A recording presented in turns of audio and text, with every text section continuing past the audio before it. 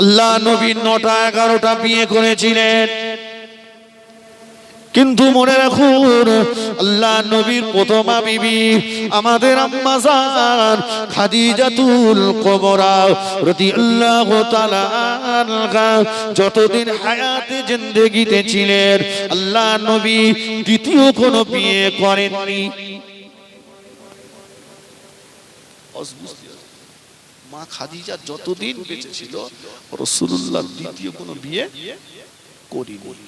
এর পরে যত বিয়ে করেছে আল্লাহর হুকুমে, সমাজ থেকে এক একটা অন্যায় কুসংস্কার দূর করার জন্য আল্লাহ পাক হুকুম করেছেন, নবী পালন করেছেন। ও আল্লাহ নবী 9টা 11টা বিয়ে করেছে, কিন্তু রাসূলুল্লাহ কাউকে কোনোদিন কোলে পিঠে করেননি, কাউকে কোনোদিন কোলে পিঠে করেননি। আল্লাহ নবী সকলের জন্য সমান বিচার করেছেন। আল্লাহ নবী এক এক দিন এক এক রাত্রে বেলা এক একটা বিবির ঘরেতে তশরিফ রাখতেন, এক একটা বিবির হুজরা মোবারকে আল্লাহ নবী থাকতেন। রাসূলুল্লাহ যখন অসুস্থ হয়ে পড়লেন, আল্লাহ নবী কিছুদিন বিমারি অসুস্থ হয়ে পড়েছেন, রাসূলুল্লাহ সমস্ত বিবিদের আমাদের আম্মা জানদেরকে এক জায়গায় ডাকলেন, এক জায়গায় ডেকেছেন। ও আমার বিবিরা, তোমরা সকলেই একটু আমার সম্মুখে এসো। আল্লাহ নবীর বিবিরা আমাদের আম্মা জানেরা সবাই এক জায়গায় হাজির হয়ে গেলেন। আল্লাহ নবী বললেন, ও আমার বিবিরা, আজকে আমি তোমাদেরকে ডেকেছি তোমাদের কাছ থেকে একটা অনুমতি নেওয়ার জন্য। আল্লাহ নবীর বিবিরা আমাদের আম্মা জানেরা হতবাক হয়ে গেলেন। ইয়া রাসূলুল্লাহ, ইয়া হাবিবাল্লাহ, হুজুর আপনি বিশ্ব নবী, আপনাকে যদি আল্লাহ সৃষ্টি না করতেন আমাদেরকেও আল্লাহ সৃষ্টি করতেন না। ইয়া রাসূলুল্লাহ, ইয়া হাবিবাল্লাহ, হুজুর আপনি আমাদের কাছ থেকে কি অনুমতি নেবেন, আমরা আপনাকে কি অনুমতি দেব?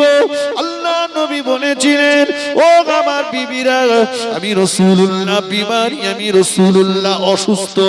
এই অসুস্থ অবস্থাতে আমি যদি পালা বদল করি, আমি যদি বিছানা বদল করি, আমি রাসূলুল্লাহ আমার অসুস্থতাটা আরো বেড়ে যেতে পারে, আমি আরো অসুস্থ হয়ে যেতে পারি।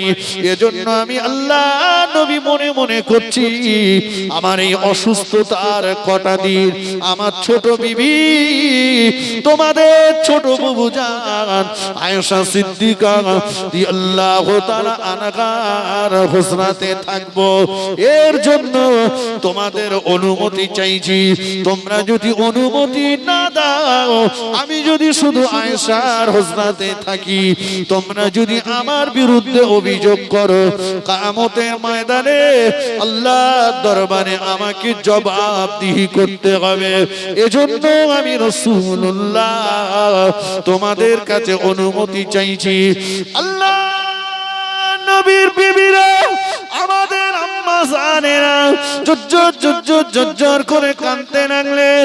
ইয়া রাসূলুল্লাহ, ইয়া হাবিবাল্লাহ, আপনার মতো স্বামীকে পেয়ে জীবন আমাদের ধন্য হয়ে গিয়েছে।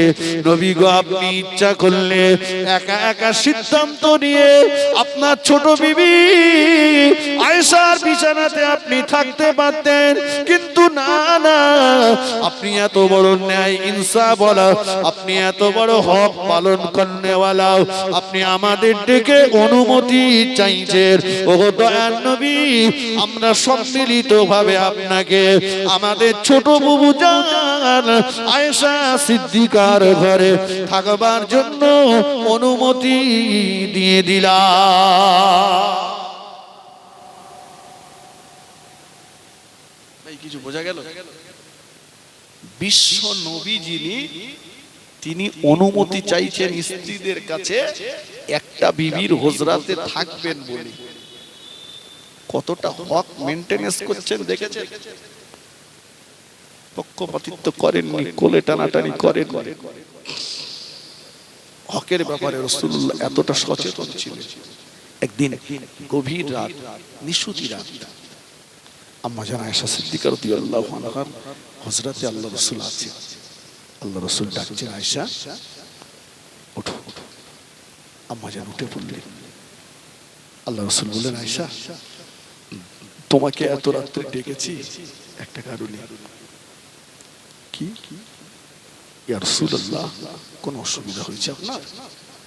না আয়েশা, আমি রাসূলুল্লাহ এখন একটু মসজিদে নববী শরীফের নামাজ পড়তে যাব, তুমি যদি আমাকে অনুমতি দাও তাহলে আমি যাব। সুবহানাল্লাহ বলবেন না? একটু মন খুলে বলেন। আল্লাহ নবীর বিবি আমাদের আম্মা জান আয়েশা সিদ্দিকা রাদিয়াল্লাহু তাআলা আনহা জোর করে কাঁদতে লাগলেন, ইয়া রাসূলুল্লাহ, ইয়া হাবিবাল্লাহ, হুজুর আপনি আল্লাহর ইবাদত করতে যাবেন, হুজুর আপনি নামাজ পড়তে যাবেন, অথচ আপনি আমি আয়েশা আমার কাছে কেন অনুমতি চাইছেন? আল্লাহ নবী বলেছিলেন, ও আমার বিবি আয়েশা, আজকে রাত্রে বেলা তোমার বিছানাতে থাকবার বাড়ি আমার, তোমার বিছানাতে থাকবার পালা আমার, আর আমি এখন যে নামাজটা পড়তে যাব ওই নামাজটা হলো নফল নামাজ, ওটা হলো আমার ব্যক্তিগত ইবাদত। ও বিবি আয়েশা, আমি যদি তোমার হক নষ্ট করে, আমি যদি তোমার অধিকার নষ্ট করে, আমি রাসূলুল্লাহ যদি তোমার মনে কষ্ট দিয়ে নফল ইবাদত করতে যাই, তুমি যদি অসন্তুষ্ট হয়ে যাও, আমার ইবাদত আল্লাহ পাকের দরবারে কবুল হবে না। এজন্য আমি রাসূলুল্লাহ তোমার অনুমতি চাইছি।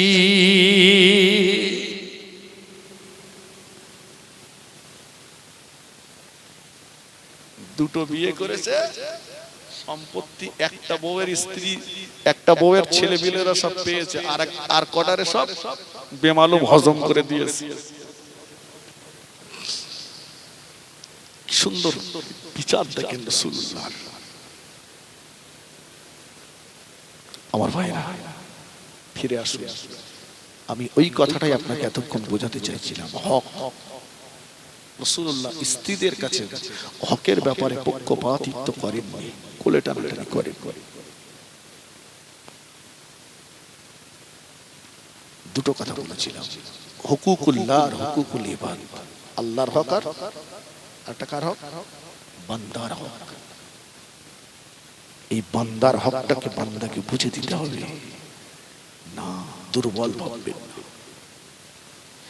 আল্লাহ নবী বলেছিলেন, ও আমার সাহাবীরা, খবরদার খবরদার, কোন অত্যাচারিত ব্যক্তির বদদোয়া, কোন মজলুম ব্যক্তির বদদোয়া, কোন অসহায় ব্যক্তির বদদোয়া, দুর্বল মানুষের বদদোয়া, গরিব মানুষের বদদোয়া তোমরা তোমাদের নসিবে জুটায়ও না। দুর্বল ব্যক্তিটা যখন, অসহায় ব্যক্তিটা যখন, দুর্বল মানুষটা যখন, গরিব মানুষটা যখন আল্লাহ পাকের দরবারে অসহায় হয়ে দুটো হাত তুলে দোয়া চায়, তার ওই দোয়া আল্লাহ পাকের আরশে আজিমের মাঝখানে কোনো পর্দা থাকে না, ওই দোয়াটা সরাসরি আল্লাহ পাকের দরবারে কবুল হয়ে যায়। আল্লাহ নবী হাদিস পাকের ভিতরে জানিয়ে দিয়েছেন, ও আমার সাহাবীরা মনে রাখো, আমি রাসূলুল্লাহ জানিয়ে দিলাম, সায়াতিস জামানুন আলা উম্মতি তাকুনু কুলুবুহুম কা কুলুবিজ জিয়াব। আল্লাহ নবী জানিয়ে দিলেন, ও আমার সাহাবীরা, খুব শীঘ্রই আমার উম্মতের ভিতরে এমন একটা সময় এসে যাবে যে সময়ে মানুষের অন্তরগুলো হবে হিংস্র জন্তুর ন্যায়। আচ্ছা, কথাটা রাসূল ঠিক বলেছেন। ১৫০০ বছর আগে নবী বললেন, খুব শীঘ্রই এমন একটা সময় আসবে যে সময়ে মানুষের অন্তরগুলো হবে হিংস্র জন্তুর ন্যায়। ভাই, সুন্দরবনের জঙ্গলের চার পেয়ে জানোয়ার, বাঘ, জি একটা গাছের আড়ালে ওত পেতে বসে আছে।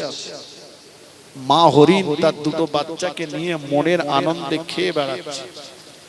হরিণের লক্ষ্য নেই বাঘের দিকে, কিন্তু বাঘের লক্ষ্য হরিণের দিকে। আর বাঘের চরিত্র হলো শিকার যতক্ষণ আয়ত্তের ভিতরে না আসে ও লাভ দেয় না।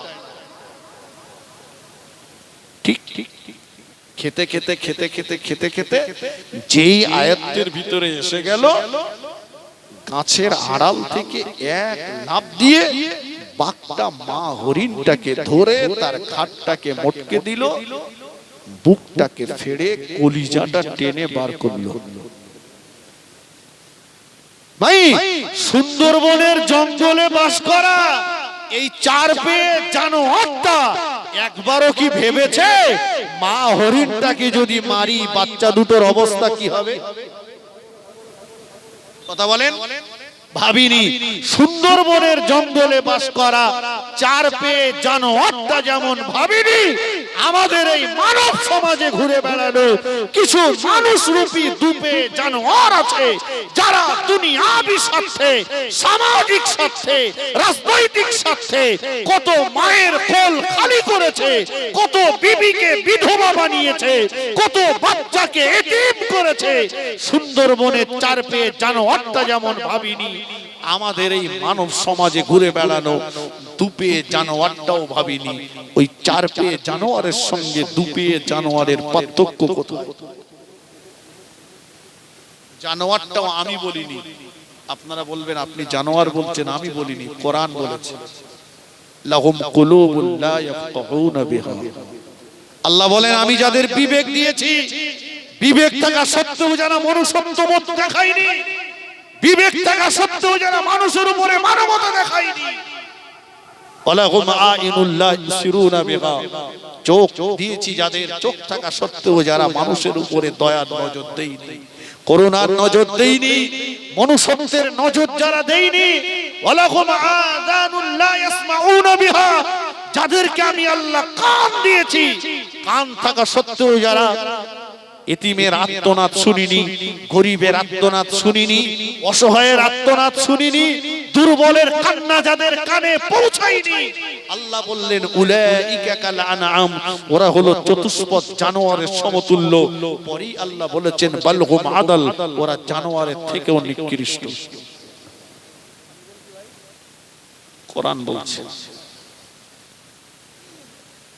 তাহলে 1500 বছর আগে নবী বলে গেছেন মানুষের অন্তর হবে হিংস্র জন্তুর ন্যায়। ফিরে আসে আজ বলিনি আমি। ও আমার ভাইয়েরা, কিয়ামতের ময়দানে আল্লাহ পাকের একটা বান্দা নামাজের পাল্লা তার ভারী হয়ে যাবে, রোজার পাল্লা তার ভারী হয়ে যাবে, দান সদকার পাল্লা ভারী হয়ে যাবে।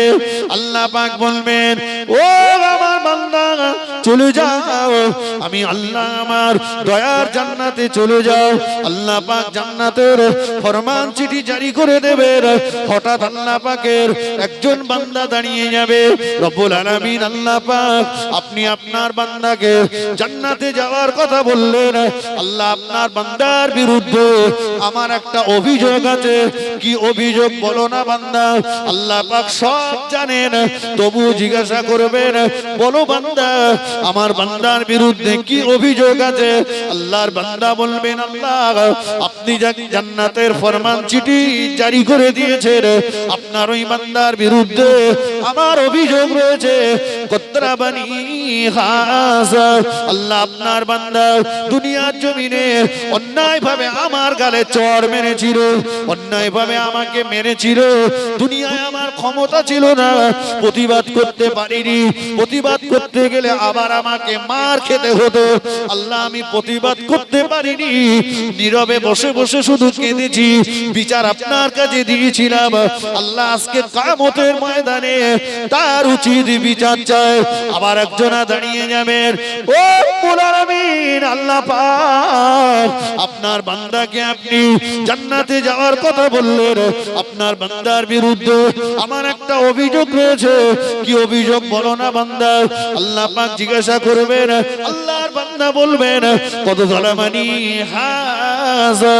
আল্লাহ আপনার বান্দা দুনিয়ার জমিনে আমার উপরে অন্যায় ভাবে জুলুম করেছিল, অত্যাচার করেছিল, আমার দোকান ভেঙে ভেঙে দিয়েছিল, আমার চাষ লুট করেছিল, আমার রাস্তা বন্ধ করেছিল, আমার জমি কেড়ে নিয়েছিল, আমার অধিকার ছিন্ন করেছিল, দুনিয়ায় ক্ষমতা ছিল না, প্রতিবাদ করতে পারিনি। আল্লাহ কিয়ামতের ময়দানে আল্লাহ তার উচিত বিচার চায়।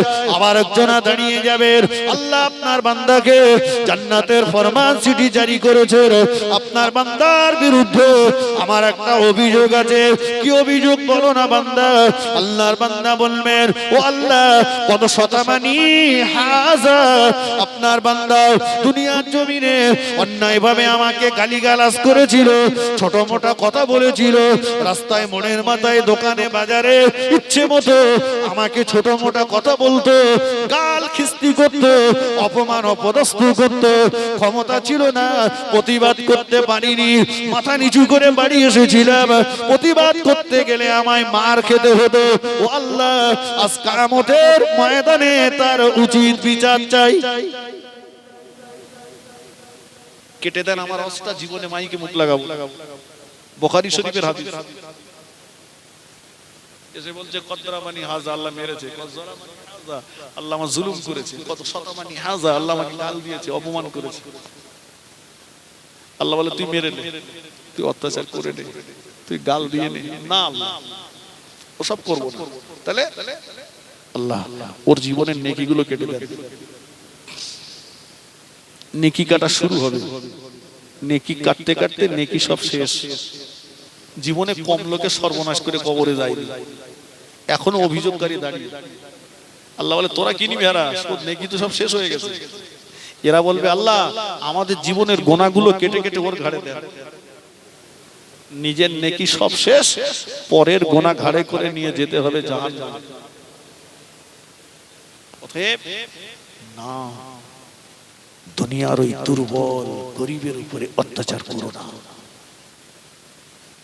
ও আমার ভাইয়েরা, ফিরে আসুন আপন জায়গায়। আমি ওয়াজ ভুলে যাইনি, আল্লাহ পাকের খানায় কাবা বাইতুল্লাহ শরীফকে আল্লাহ পাক বড় নিয়ামত করেছেন বাবা।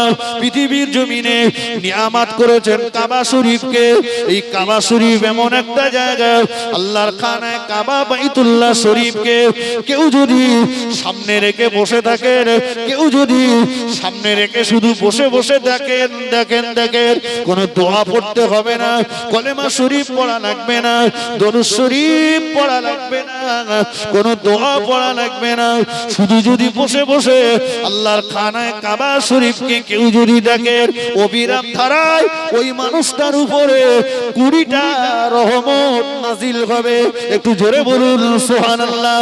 আল্লাহর কাবা শরীফের গেলাপ ধরে কেউ যদি দোয়া চায়, ওই দোয়াটা আল্লাহ পাকের দরবারে কবুল হয়ে যায়।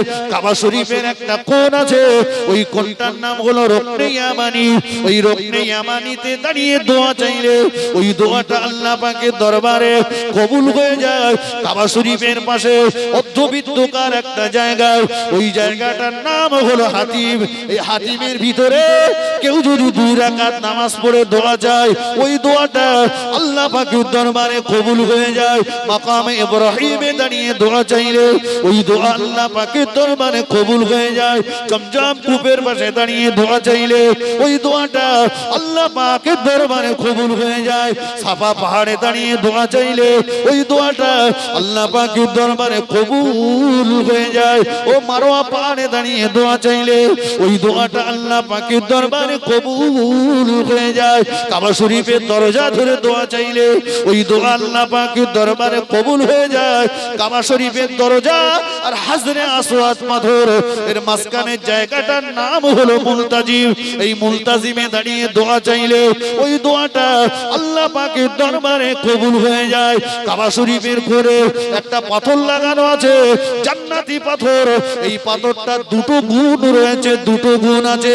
একটা গুণ হলো, কেউ যদি হালাল টাকা নিয়ে হজে যায়, হালাল অর্থ নিয়ে কেউ যদি হজে যায়, ওই ব্যক্তি হাজরে আসওয়াদে চুম্বন করলে হাজরে আসওয়াদ ওই ব্যক্তিটার জীবনের গুনাহগুলোকে টেনে নিয়ে ওই ব্যক্তিটাকে বেগুনা মাসুম বানিয়ে দেন।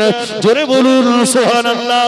আর একটা গুণ হলো, কেউ যদি হারাম টাকা নিয়ে হজে যায়, পরের আত্মসাৎ করা টাকা নিয়ে হজে যায়, বরগার জমির টাকা নিয়ে যদি হজে যায়, লটারির টিকিট কাটা টাকা নিয়ে যদি হজে যায়, সুদের টাকা নিয়ে যদি হজে যায়, পরের জমি ফাঁকি দেওয়া টাকা নিয়ে যদি হজে যায়, হারাজ নষ্ট করা টাকা নিয়ে যদি হজে যায়, হারাম টাকা নিয়ে যদি হজে যায়, ওই ব্যক্তিটা হাজরে আসওয়াদে চুম্বন করলে পরে হাজরে আসওয়াদ যত গোনা টেনে রেখেছিল সমস্ত টানা গোনাগুলো ওই ব্যক্তিটার উপরে শুবে দেন।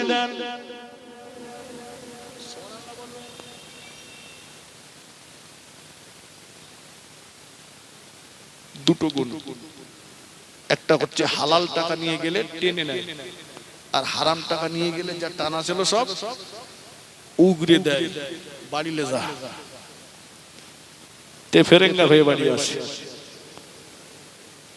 জি ফের সেই জায়গা আমি ওয়াজ ভুলে যাই, এখনো তো ওয়াজ শুরু করতে পারিনি, সব এখনো গোড়ায় চলতেছে। আমি বলেছিলাম মালু ওয়ালা বানুন, তাই না? এখন তো শুধু মালের রাস্তা চলতেছে, এখনো বানুন বাকি রয়েছে, পরে শুধু মালের চলছে। সময় হবে না আমার, ইন্তেকালের সময় এসে গেছে, আমার পরে হুজুর আসবে। আর আপনারাও মোটামুটি একটা বিচলিত ছটপট, মানে জেনে পাওয়া রোগী যদি সুরো জেন পড়ে শুধু করতে পারে না। ভাই বিশ্বাস করুন, আমি ইচ্ছা করলে আমি দু চারটে ঘটনা বলে বাড়ি যেতে পারতাম। আপনারা কেউ আমার দুশ্মন নয়, আছে আমার সঙ্গে আপনার দুশ্মনী আছে না। দেখুন এত টাকা খরচ করে জলসা দেওয়া হয়, আমরা যারা এসে শুধু যদি এই সেই এটা যেটা বলে বাড়ি যাই, তাহলে মানুষ পেল, রুজির মালিক তো আল্লাহ। আমি দুটো কথা বললাম, যদি আপনার অন্তরে দাগ কাটে, মনে হয় যদি আপনি পরিবর্তন হন, আপনি লাভবান হবেন, আমিও হব, ঠিক কিনা বলেন? আল্লাহ রাসূল বলেছেন আল মুমিনু মিরাতুল মুমিনিন, একজন মুমিন হচ্ছে আরেকজন মুমিনের কাছে আয়না। ভাই এই ওয়াজে ওঠার আগে মনে করুন কোন একটা বাড়িতে আমার বসতে দিয়েছে, তো আমি ওযু করে ওই বাড়ির সামসেটে একটা চিরুনি ছিল, সেটা ওখানে নিয়ে মাথাটা আসলে আর মুখে একটু হাত বুলিয়ে নিলাম। মানুষের একটা স্বভাব আছে, মাথা আসলানোর পর মুখে হাত, এখন ওখানে কালি ছিল তো আমি দেখিনি, এখন আমার মুখে কালি ভর্তি হয়ে গেছে। যে এখানে এসে বসেছি আপনারা বলছেন হাড়ি মেরে গেছেন নাকি, মুখে কালি কেন? আমি মান সম্মানের তাগিদে এখান থেকে লেবে গেলাম, যে আয়নার সামনে যেয়ে দেখি সত্যি আমার সারা মুখে কালি। কাছে ছিল একটা থান ইট, ওই তুলে নিয়ে একে বাড়িতে আয়নাটা ভেঙে ফেলে গেছি। এটা কি বুদ্ধিমানের কাজ হয়ে যাবে? আয়নার কাজ হচ্ছে প্রতিচ্ছবি তুলে ধরা। জি আয়নাটা না ভেঙে আমি যদি কলেজে, আমি যদি পানিতে যে আমার মুখের কালিটা ধুয়ে নিতাম, পরের বারে আয়নার সামনে আসলে কালিটা দেখতে হতো, ঠিক কিনা বলে? জি অনেকের জন্য কম দামি প্লাস্টিকের হলেও আমি একটা আয়না এনে যখন ফেলেছেন, এখন আমার এই ভাঙা আয়নায় যদি আপনার চরিত্রের কোনো কালো ছবি ধরা পড়ে, আমাকে ভেঙে ফেলা বোকামির কাজ হবে, বরঞ্চ ভালো হবে যদি আপনার চেহারার কালিটা ধুয়ে ফেলেন, তবেই বুদ্ধিমান। কথা ঠিক কিনা? জি আমি বলছিলাম, কথা ফিরে আসুন। ভাইরা একটু চা দিচ্ছেন, চাটা খান। একবার দরুদ শরীফ আল্লাহুম্মা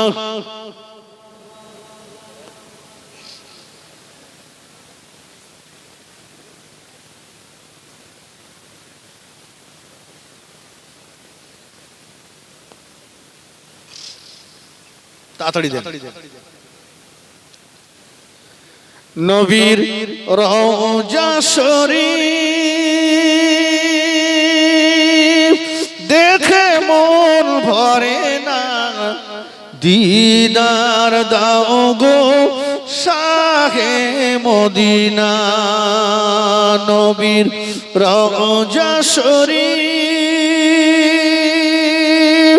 দেখে মন ভরে না, দিদার দাও গো শাহে মদিনা। আল্লাহুম্মা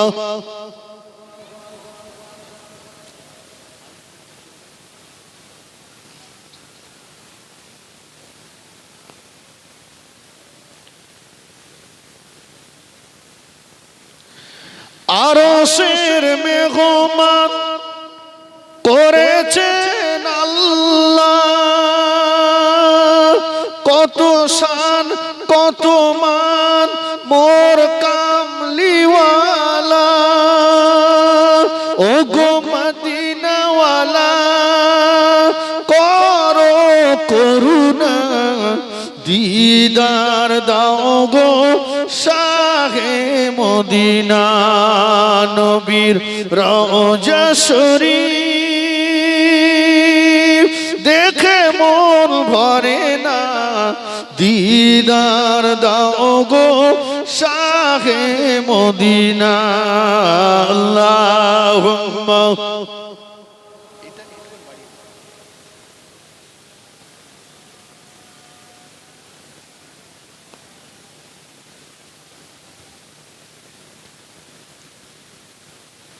আমার ভাই মুরব্বীরা, তাহলে বাবা হক বড় কঠিন ব্যাপার, ঠিক কিনা বলি? কঠিন ব্যাপার। ও আমার ভাইরা, নওজওয়ানেরা, যুবকেরা, না না না, গরিব বলে তাকে দুর্বল ভাববেন না, গরিব বলে অসহায় বলে তাকে আপনি দুর্বল মনে করবেন না। আল্লাহ নবী বলেছেন, ও আমার সাহাবীরা, তোমরা যদি মনে মনে করো তোমাদের মরণের কষ্টটা কম হয়ে যাক, মরণটা তোমাদের আসানের সঙ্গে হয়ে যাক, মরণটা তোমাদের সহজভাবে হয়ে যাক, আমি আল্লাহ নবী জানিয়ে দিলাম, তোমরা তোমাদের জীবনে তিনটে আমল করো, তিনটে গুণ অর্জন করো। এই তিনটে গুণের ভিতরে আল্লাহ নবী বলেছেন, দুনিয়া দুর্বল মানুষ যারা, অসহায় মানুষ যারা, গরিব মানুষ যারা, ওদের সঙ্গে তোমরা নরম ব্যবহার করো, ওদের সঙ্গে নরম ব্যবহার করো। ও ভাইরা, কাকে আমি ছোট মনে করব, কাকে আমি খাটো মনে করব, কাকে আমি কমজোরি মনে করব? মনে রাখুন, দিল্লির জুমা মসজিদের নকশাটা কিন্তু তৎকালীন জামানার কোন আর্টিস্টেরা বানাতে পারেননি, মেকানিকরা বানাতে পারেননি, ইঞ্জিনিয়াররা বানাতে পারেননি, বানিয়েছিলেন যিনি দিল্লির সম্রাটের দরবারে মেথরগিরির কাজ করতেন তিনি।